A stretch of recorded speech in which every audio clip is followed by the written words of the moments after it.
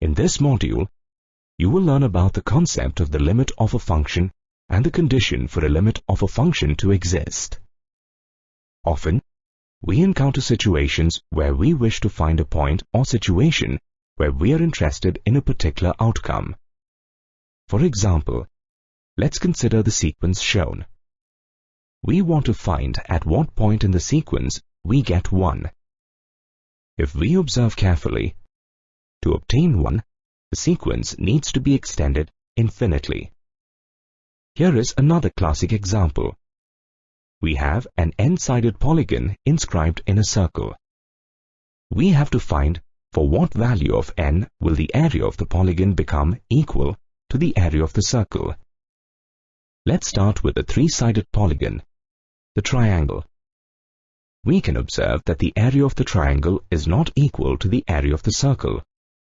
Next, we will increase the number of sides of the polygon.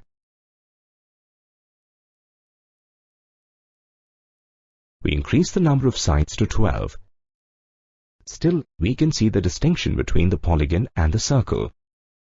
Now, we increase the number of sides of the polygon to 17. We can observe that the area of the polygon is almost equal to the circle, but not actually equal. As we keep on increasing the number of sides of the polygon, the area almost becomes equal to the area of the circle. This idea can be summarized. As n tends to infinity, the area of the polygon equals the area of the circle. This can be mathematically represented as shown.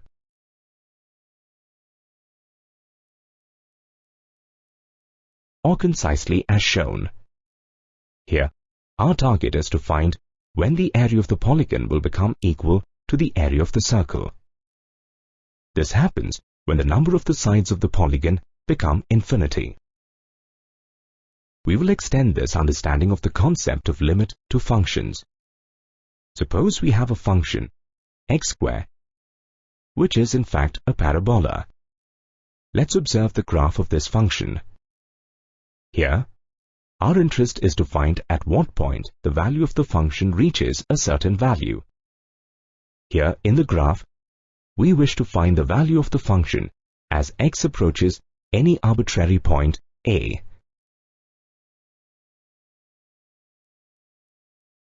The mathematical representation of this idea is represented as shown. As the value of x approaches a, the value of the function approaches L.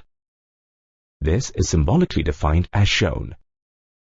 We read this as limit x tends to a, f of x is equal to L. Now, as an example, we wish to find what value of the function approaches as x approaches 2. We can observe that the value of the function approaches 4. Symbolically, we state this as shown. This means that as x approaches 2, the value of the function approaches 4. Once we have an understanding of the concept of the limit of a function, we can use the concept to analyze functions. To understand this, let's take the function that represents a parabola again. When we talk about x tends to a point A, we can approach A in 2 ways. We can approach A either from the right-hand side or from the left-hand side. When we find the limit from the left-hand side, we call the limit as the left-hand limit. Similar is the case with the right-hand limit. We represent the right-hand limit and the left-hand limit as shown.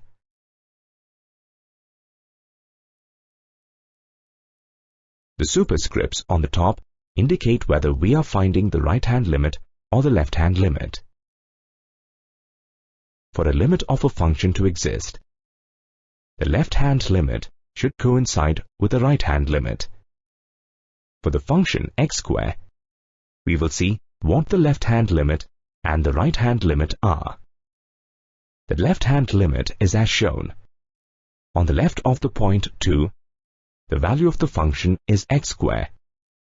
The value of the left-hand limit is equal to 4. Similarly, when we find the right-hand limit, we follow the same procedure.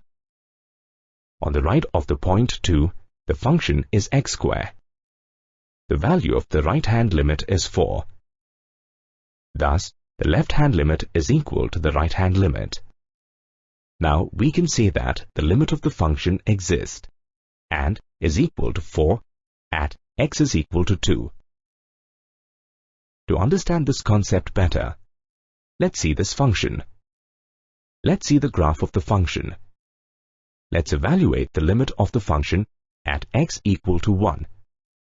For the limit to exist, we have to verify whether the left-hand and the right-hand limits coincide with each other.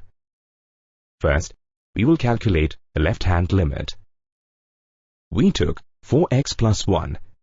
Since for x less than or equal to 1, the function is this.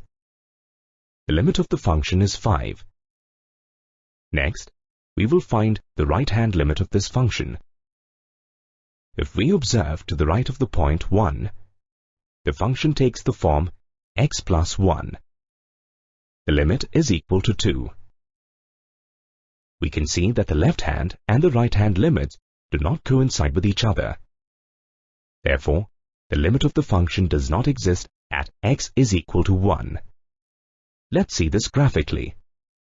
At x equal to 1, the left-hand limit of this function is 5. The right-hand limit of the function is 2. We can see that ambiguity exists. Therefore, the limit of this function at x is equal to 1 does not exist.